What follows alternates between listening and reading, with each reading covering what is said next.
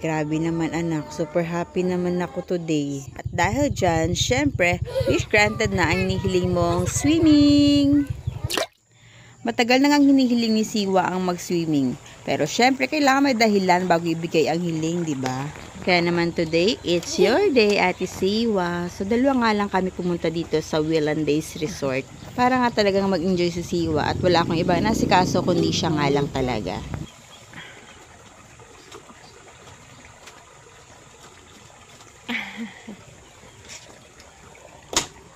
Yan lang palaro.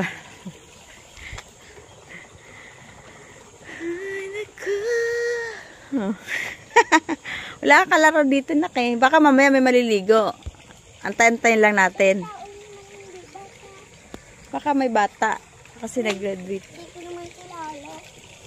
At kasi may kasabay ka maligo. Wait. No, maibon. Solong-solongan namin ngayon ng pool dahil 7 AM nga nandito na kami. At nabuta pa nga namin na naglilinis pa nga lang sila ng pool. Pero pwede na daw maligo. Kaya napakasarap nga ng feeling kasi napaka-peaceful nga ng paligid. At saka farm kasi ito kaya napakaganda ng vibes sa paligid.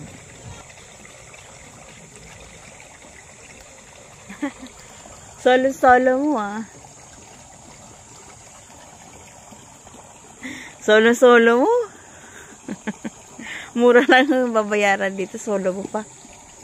Entrance fee nga pala namin dito guys is 20 pesos each. Tapos, yung sa swimming pool is 50 pesos each. And dito sa mesa naman ay 150 pesos ang binayaran namin. At nag-order na nga rin ako dito ng breakfast kasi nga hindi pa kami nakakapag-almusal sa bahay. Buti na nga lang at pwede dito magpaluto ng breakfast.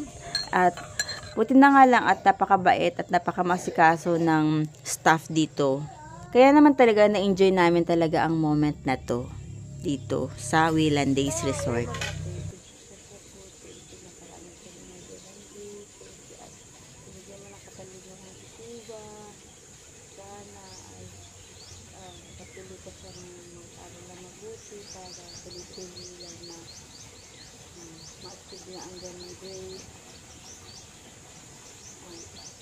Salamat po sa nag-serve sa amin ng food, nag-serve sa amin dito. Sana ay bigay ko na tayo sa mga masawag. Ito, maging malakas sa araw-araw at layo sa sakit. Mga tigisas, ang sarap na kayo. Ayan, syempre nag-pray muna kami dyan bago kumain.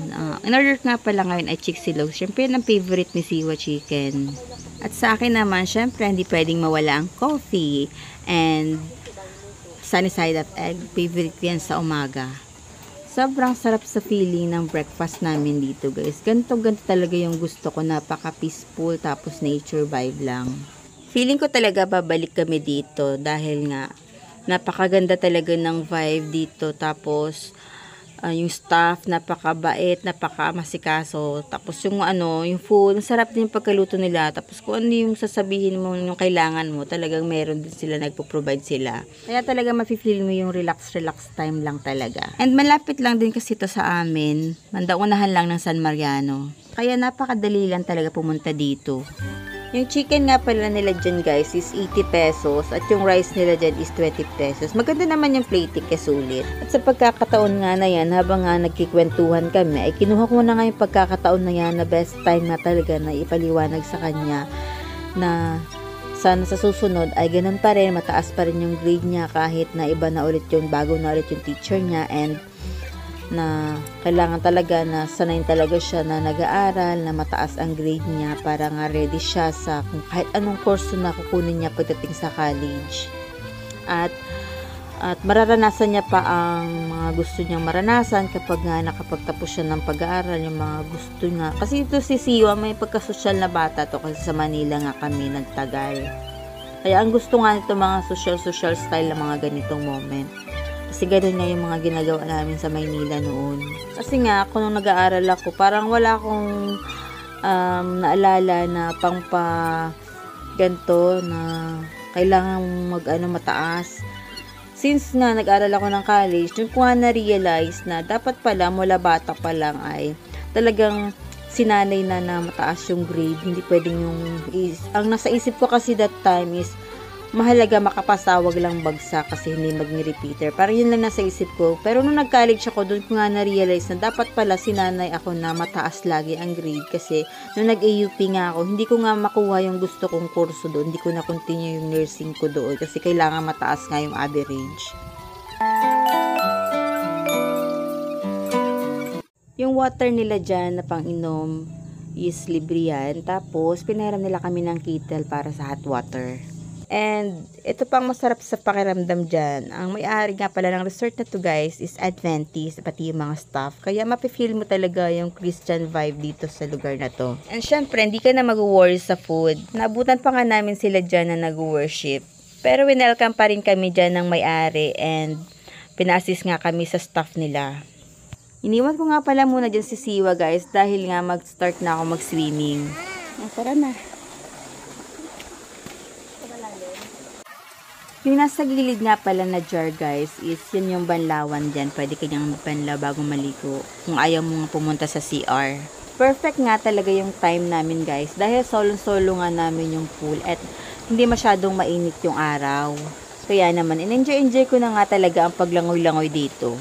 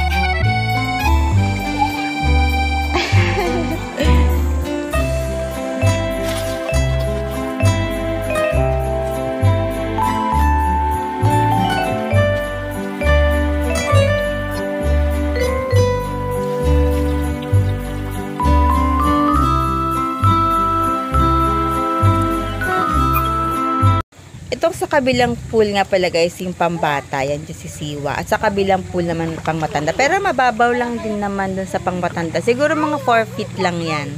Tapos sa pambata, parang 2 feet lang.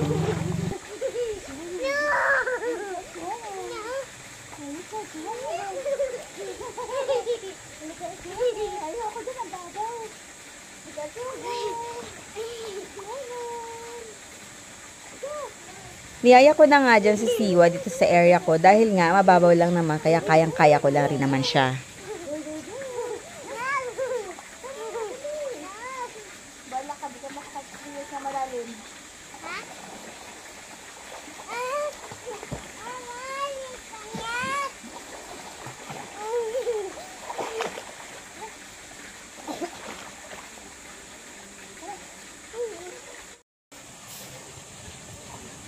Yung naglilinis nga pala dyan guys, yan din yung nag-a-assist sa amin.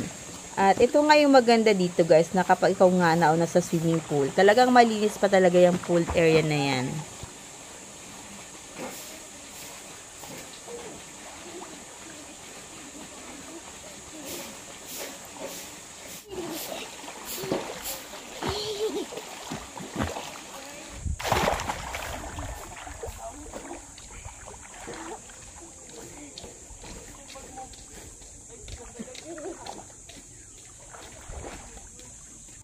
Tingnan nyo naman yung place, diba? Napaka-peaceful talaga. At may iba pang activities nga pala dito, guys. Meron ditong fishing.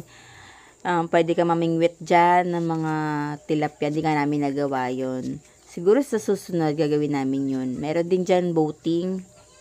At saka, pwede ka rin dyan magpakain ng mga isda. And pwede nga rin pala dito mag-camping at saka yung mga event place like catering. And accredited nga rin pala ito guys ng TESDA. Pwede nga rin pala dito mag-aral ng agriculture. And ayan, napapayag ko na nga si Siwa na maligo dito sa adult pool area kasi meron naman siyang vest na suot.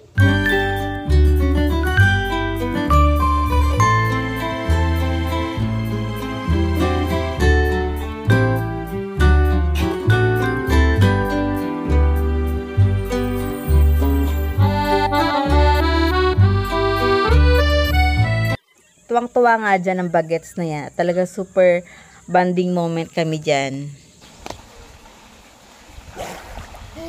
Gusto mo pag-aral ang swimming? Apo.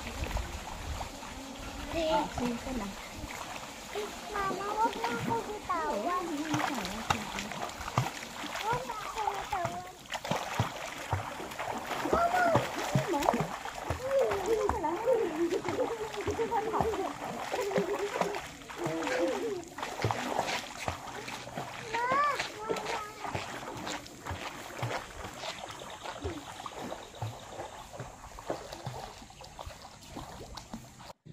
Nagawa naman na namin to kay Siwa nung bata pa siya. Kaso nga lang, bihirang-bihira lang kasi kami mag-swimming. Kaya naman talaga ito ang super laging hinihiling ni Siwa. Kasi nga talagang enjoy talaga sa bata ang pagsiswimming. Lalo na sa panahon ngayon napakainit. Diba? O diba? Suwangan talaga. Ha? Suwangan. Galubo, buli ako.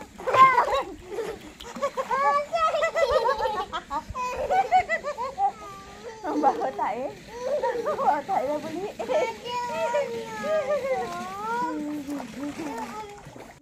Naalala ko kasi niyan guys na maliit pa siya na hinuhugasan ko pa nga yung puwet niya. Pero ngayon nga, siya na nga ang naghuhugas sa puwet niya. Hindi ko na siya inasikaso tuwing tatay siya.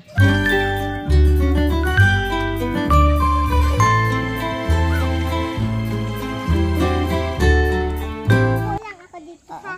Tayo mo lang. Upo lang ako dito. Ma, sakit tuloy. Namiss ka ba yung baby ka pa lang? Ginahugasan ko pa yung buli. Sa pagkakataon nga yan, hiyaan ko muna siyang mag-enjoy na nalalayan ko nga siya. Siyempre, gustong-gusto niya yung ganyan. And yan din kasing workout para nga matuto siyang maglangoy. And kailangan naman talaga ng tao na marunong maglangoy. Alala ko rin kasi nung bata ko, ganyan din yung ginawa ni mama. Dinala din ako sa malalim. Sa dagat pa nga kami nun. Tapos, nung malaki na ako, na subject naman yung swimming lesson, ayun, parang ano na, hindi na siya ganun ka bago sa akin. Kaya, madali na ako natuto. And, binasa-basa ko nga pala guys kung nakalagay dyan. And, kaya ko nga nalaman na may school pala dito ng agriculture na accredited ng TESDA. At, buti na nga lang, nandyan lang rin yung nag-a-assist sa amin at natanong-tanong ko nga siya about dyan. At, sabi nga niya, libre nga daw yun. And, yun. Buti nga, accommodating nga talaga sila. At, kung ano yung tatanungin mo, maayos din sila magsasagot sa'yo. Talagang very professional. At nalaman ko nga rin na ano rin ito na yung Gabutero Farm na sa ka-classmate ko, yun daw ang nag-asikaso dito para maging accredited ng TESDA. At dahil nga mahilig nga tayo sa farming, like yung pagmamanukan at sa pagtatanim, talagang na-interest ako dito na nasabi ko nga sa sarili ko na sana magkaroon ako ng chance na makapag-aral dito dahil libre naman. At sabi nga niya, wala rin naman daw age limit. And yan, dahil nga nilalamig na ako, hinatid ko muna sa Siwa at para makapaglangoy-langoy nga muna ako.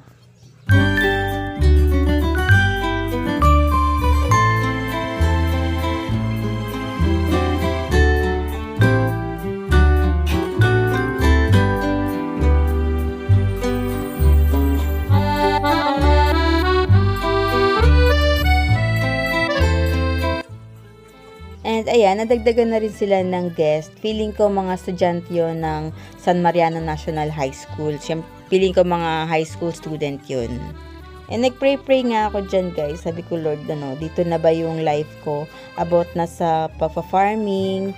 Ito nga talaga yung nakakahiligan ko ngayong huli. Yung, di ba dati, nag-aalaga lang ako ng pasyente ko lang at ako nasa kwarto palagi. Ganun lang yung lifestyle ko. Ngayon, iba na.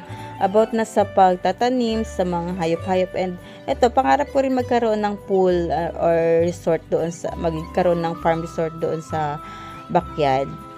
Siguro naman, hindi naman masama mangarap. Pag gano'n lang naman, parang viewing in life. At masaya naman talaga kasi kasama mo nga yung mga bata. Tapos meron kang inaasikaso ng mga manok. At mamatay man yun, hindi naman tao yun. Hayop lang rin naman yun.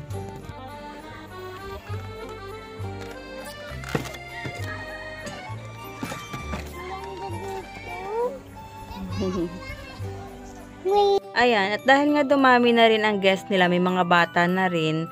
So, nag-decide na nga kami mamasyal dito sa park na to. Takbo siya, oh.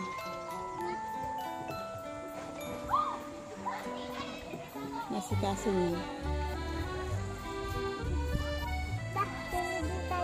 Tara.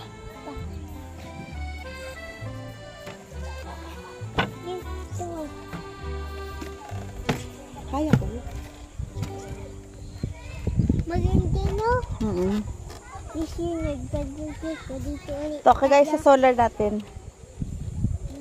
Tayo punta hapon gusto ko. Okay. Birthday mo?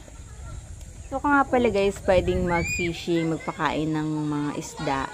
At sa pagkakataon nga yan, ay napag-desisyon na nga namin na magbubuting na nga kami ni Siwa. And ito nga rin talaga guys, ang gusto kong maidagdag sa backyard, ang magkaroon nga ng isdaan. Siyempre, dagdag ulam yun, di ba? Marunong ka ba mag-boat? Hindi pa nga eh. Try lang natin. Paano ba pag hindi tayo nakabalik? Ito sikapin natin. Baka sundin tayo, may nagabantay naman eh. Oo. Malinis dati yan. Ay baka pag walang gumagalaw. Kasi pag nagagalaw lang yan, kaya nagiging ganyan ang kulay. Wag yun. Saan tayo dadaan doon, no? Doon ako. Malaki yan at mabigat yan. No, not climb on jump from deck. Bawal daw magtalam. Ang cute to, liliit. Pwede pang bata. Ingat, ingat, ingat, baby. Ingat, ingat, dandahan. Ang ganda, oh. Ingat, ingat, ingat. Oops. Hindi ko pa nga alam paano gawin yun, eh. Ingat, ingat. Ay, nagpe-pedal. Nagpe-pedal lang na. Kayo, no? Ayoko. Madali lang yan, parang nagbabike. Papasyalan tayo. No. Para pasyalan tayo. Experience. No. Para experience. Na. Tara na.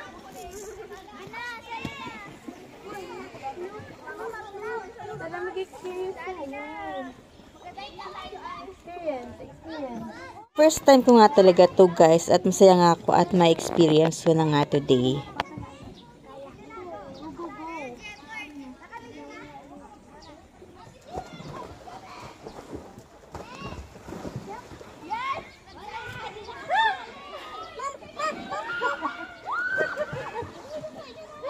Doon ka lang, para balance. Doon ka lang. Hala ko muna. Para ka balance.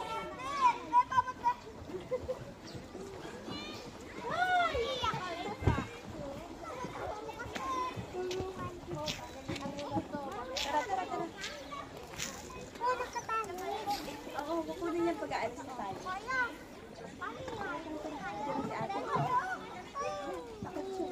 Hindi yan.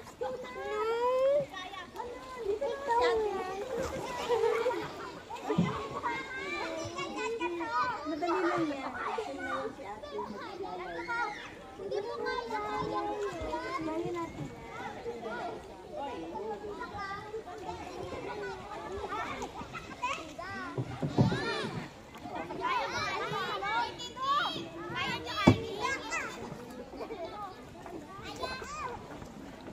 Natataog po ba to? Hindi natataog? Hindi pa na pinatataog. Ay, natataog natin. Ay, may balance din. Hindi rin ito magtao basta-basta. Ay, hindi pinatataog.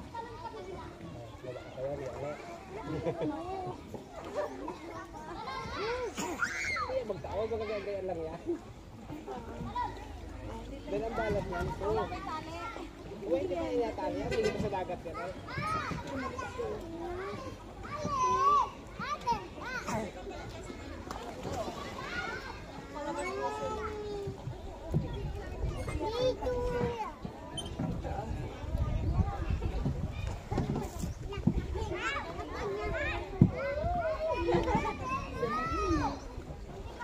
Natatakot pa nga dyan si Siwa. Ganun talaga siguro kapag first time. At yun, nung huli, yan, sabi niya siya na nga daw magsagwan. And sa pagkakataon nga yan, sinusubukan namin kung paano nga kami makaalis dyan. And, ayan nga, ako na nga kumuha ng sagwan para nga makaalis kami kasi hindi pa nga siya marunong. And then, tinignan muna ng staff dyan kung kaya ba namin bago niya kami iniwan. And, iniwan muna rin namin dyan yung cellphone na nakalagay sa tripod para nga may video kami ng aming moment dito.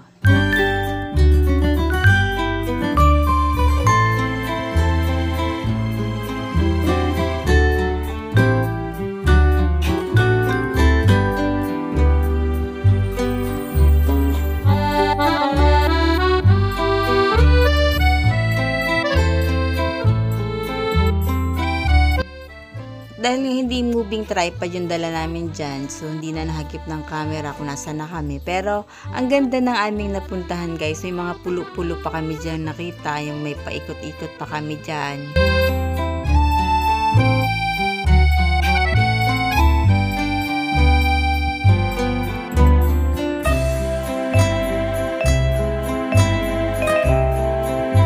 Smooth and mabagal lang yung takbo namin yan guys ha. Talagang 10x5 ko lang talaga yung fast forward para hindi naman kayo mainip.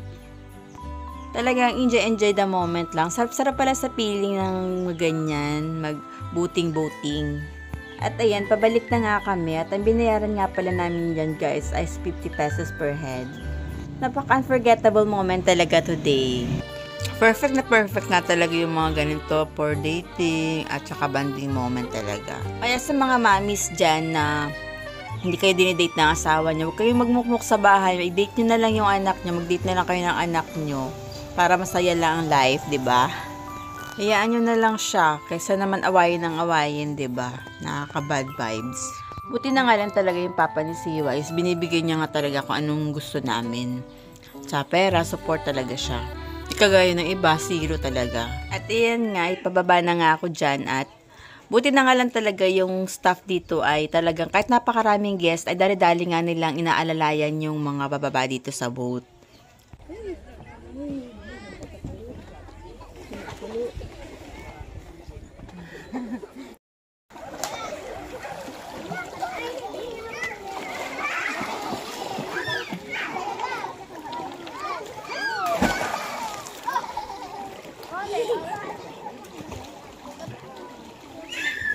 And ayan, balik na sa swimming ang bata. And this time, magkakaroon na siya ng bagong kaibigan dyan. At sa pagkakataon nga niyan, ay sinusubok-subukan nga niya na maligo doon sa pang-adult na pool.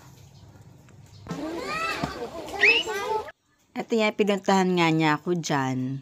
Kaya naman, sinakay ko na nga muna siya sa likod ko. At ayan, hindi nyo na kami masyado makita dyan kasi maliit na at marami ng tao. At hindi rin naman nagtagal at nauna na rin ako kay Siwa dyan kasi sumasakit na nga rin yung balat ko dahil nga syempre nag-skincare nga ako.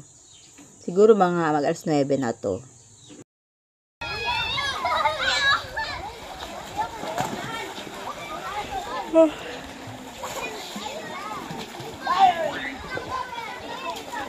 Nakakawin na tayo ha. Tamang bantay na nga lang ako dito sa lilom, dito sa table namin. Pero niyaya ko na rin siyang umuwi. Pero grabe, nakailang tawag talaga ako sa kanya bago siya umahon dyan. Grabe nga talaga yung mga bata pagdating sa swimming. Kahit ako nga, gusto ko nga pa talaga magtagal. Kaso nga lang, mahop din na nga yung balat ko. Kaya talagang tinigil ko na. So, sobrang init nga naman talaga ng panahon ngayon. Kapag sa bahay ka nga lang, mararamdaman mo nga talaga yung init ng klima ng panahon natin ngayon. Kaya naman pinagbigyan ko na nga lang siya muna dyan. Mama, basa ko na. Mama, nagdala ako ay hindi pasok ko.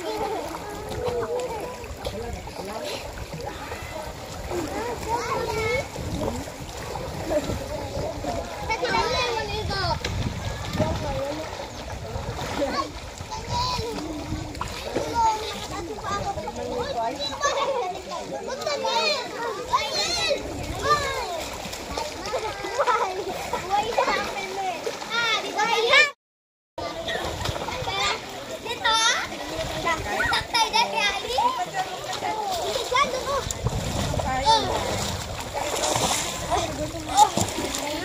Oraya! 1, 2, 3.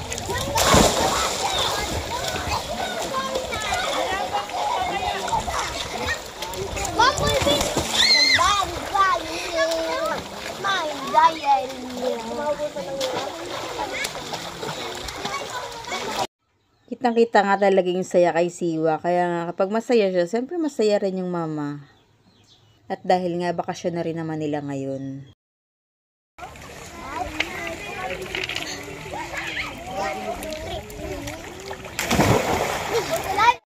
Tingkad na ng init na.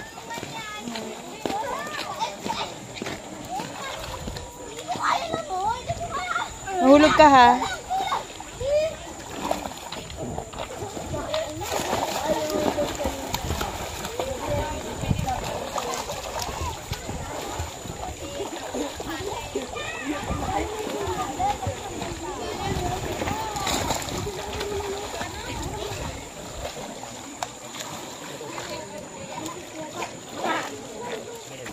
Siguro alas 12 na yan, yung time na yan, kasi yung shadow nga ng araw. Kinukulit-kulit ko na nga siya dyan na tigilan na yung pagligo kasi di na maganda kapag sobra.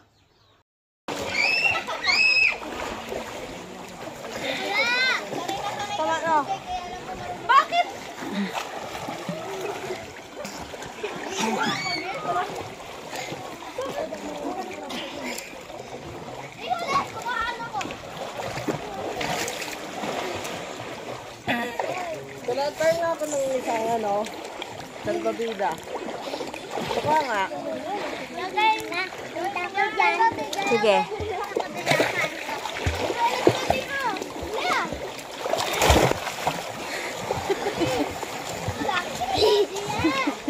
Napupunta ako. Tama na.